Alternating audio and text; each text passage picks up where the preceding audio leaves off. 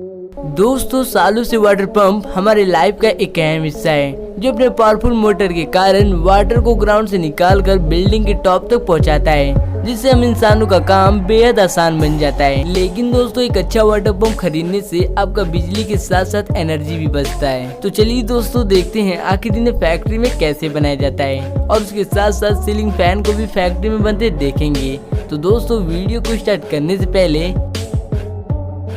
आपके सामने एक बड़ा सा रेड बटन है।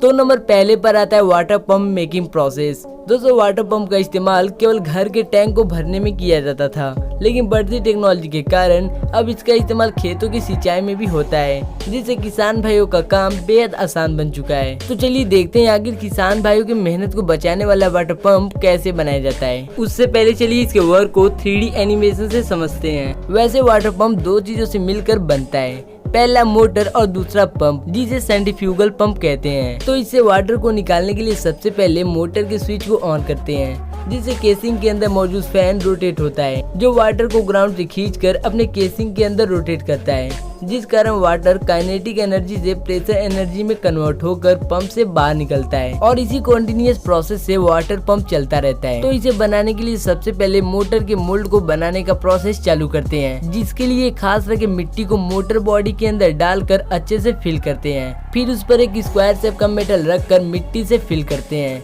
अब मिट्टी के मॉइस्चर को कम करने के लिए ऊपर व्हाइट पाउडर लगाकर मेटल शीट को रखते हैं। फिर इसे उल्टा करके इसके ऊपरी हिस्से को खोलते हैं, जहाँ ये वर्कर इसके अंदर रखे मोटर को हल्का बाहर निकालकर व्हाइट पाउडर को लगाता है। फिर इस पर विंडो जैसे दिखने वाले मेटल को रखकर मिट्टी को डालते हैं।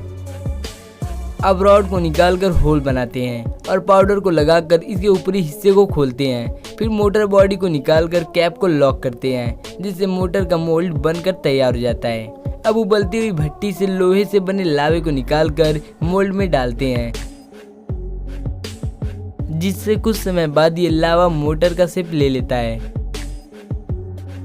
फिर कुछ समय बाद ठंडा हो जाने पर इसे दूसरे यूनिट में भेजकर स्केच से मार्किंग करते हैं, जहाँ इस पर ड्रिल करके मोटर बॉडी को तैयार कर लेते हैं। दोस्तों, इसी मोल्डिंग प्रोसेस से रोटर को भी बनाया जाता है। अब बने हुए रोटर में ड्रिल करके इसे भी पूरी तरह तैयार कर लेते हैं। फिर बैक कवर को ग्राइंडिंग करके इसमें ड्रिल करते हैं, जिसमें स्क्रू को लगाया जाएगा। अब मोटर बॉडी में आर्मेचर डालकर आर्मेचर को क्लीन करते हैं। फिर आर्मेचर के गैप में इंसुलेटर डालकर इसमें कॉपर को डालते हैं।